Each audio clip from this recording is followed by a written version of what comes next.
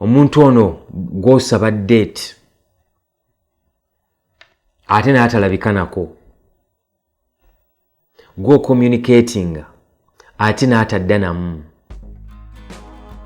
Bw'oba ocommunicating omuntu ono kakulage naye interest. Leero bwe kibanga gwo communicating nze maybe n'enkya ddi lwabeeraawo n'agamba leero nga tampeerezayo ka message, leero kamutandike kamwerezeyo ka message. Because njagala okimanye nti omuntu gy'akoma okuinvestinga mu relationship gy'agenda okukoma obutaagala relationship eyo eggweewo senga etuuka kweyolewo. N'olwekyo singa okkiriza omuntu omu yabanga ateeka mu relationship, nze njagala okutegeeza n'okulayirira nti relationship eyo bw'eneetuuka matigga, omuntu oyo ateekamu ekitono agenda kudduka emisinde gy'otalabanga, obeere mu kweziribanga awo wansi ng'owooza nga bwe wateekamu ebingi, nga bw'omukoledde ebiyitirivu, nga bw'okoze ekinaki. Saagala weeteeke mu situation eyo.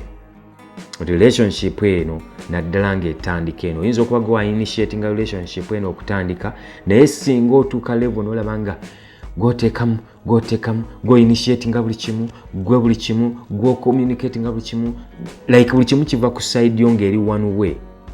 Oba omaze emyezi 2, oba omaze emyezi 3 lw'okirealize nze, oba mwaka, nkusaba osiriseemu katono ebintu bino bikenderemuko, olaba oba omuntu ono reciprocating, oba omuntu ono akuddiza like alaga ne interest mu ye. Ebiseera ebisinga omuntu atalina interest mu ggwe, bw'olekerawo communicatinga gy'ali nga naye azikira forever. Omuntu oyo tabadde na interest mu ggwe. Naye omuntu alina interest bw'ozikizaamuko atandika kwagala anoonye munne. Mwegendereza ekintu ekyo. So buli lw'obanga okola obuntu bungi, kakiba oluvannyuma lw'omwezi, sooka osiriseemuko olabe omuntu oli alina interest. Interest erabigibwa ddi lwe tulaga interest mu muntu, tuteekamu time. Ne bwe tuba tetulina nnyingi, omuntu oyo tumuteekamu time. Eyinza okubeera time ey'okwogerako ku ssimu naye, eyinza okubeera ka time ak'okumumiitinga, ka time ak'okujja omulaba ku weekend, waliwo ka effort. Ekyokubiri, ddi lw'omanya nti omuntu alina interest mu ggwe, asobola okuteekamukko ka ssente eri abalina. Abatalina nabo balina kye baagala okuteekamukko ekiyinza okubeera equivalent ku nsimbi.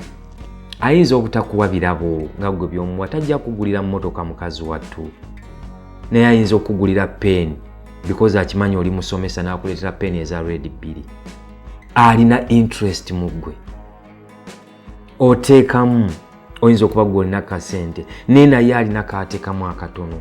Nze ndabyeko abawala najja nga kyakuleetedde is a box of biscuits, like aze okukyalira with something.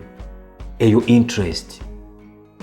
To investinga mu relationship weka n'omuntu oli ka investing ne bw'aba talina ssente, at least ka investing time because kyalina. Ne bw'aba talina time, at least ka investing mu ekintu kyawulira nga naye yandikikoledde omuntu gwawulira nti amusula ku mutima.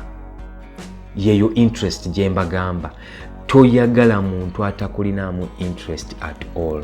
Era bw'obanga olina bingi by'okolera omuntu nga gw'olaga nti oyagala, siriikirizaamu akaseera olabe omuntu ono akunoonyako, alaga nti akwetaaga. Bw'aba talaga nti akwetaaga, obuuse, dduka, tambula makubo go, genda. Oli mu kudiringa n'omuntu atalina interest mu ggwe.